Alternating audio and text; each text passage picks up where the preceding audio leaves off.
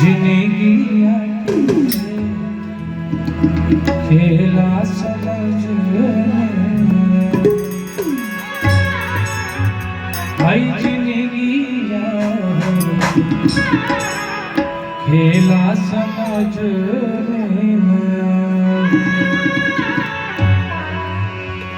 मन सपना के महल बनावे मन सपना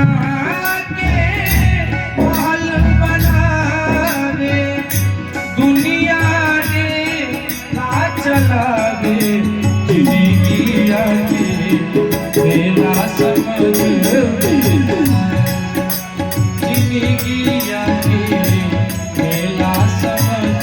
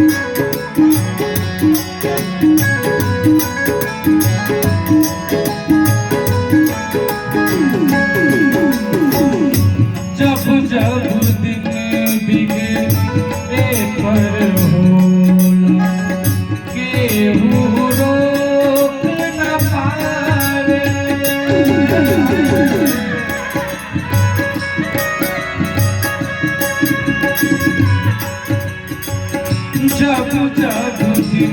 बिगड़े पर होला केहू रोक न पावे जाने काली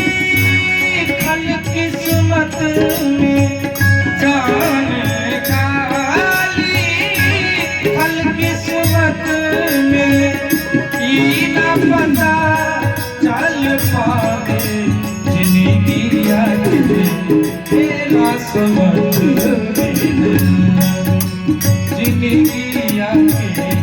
खेला समझ मन सपना के महल बनावे मन सपना के महल बनावे दुनिया खेला समझ जिंदगी खेला समझ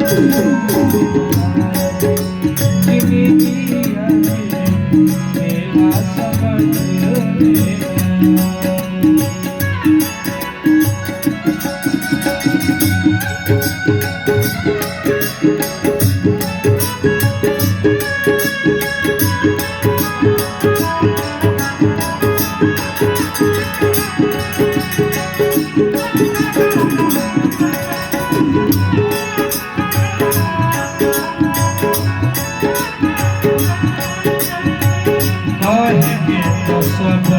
केहू पट कहावे दुखवा त सब केहू बाटे दुखवा त सब केहू बाटे दुखवा बतावे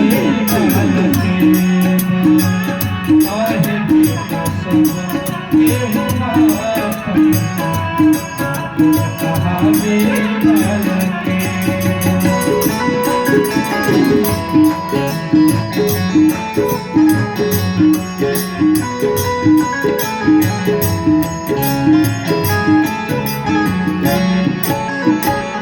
समय हंसावे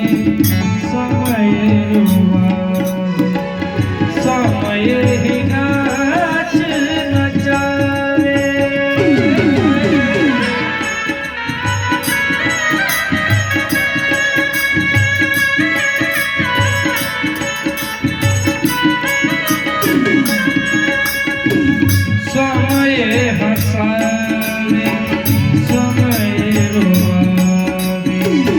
समय ही नाच नचावे जान बूझ के ना कोई माली जान बूझ के ना कोई माली आपन बगिया जरावे जिंदगी आती मेरा समझ में आवे जिंदगी आती मेरा समझ में आवे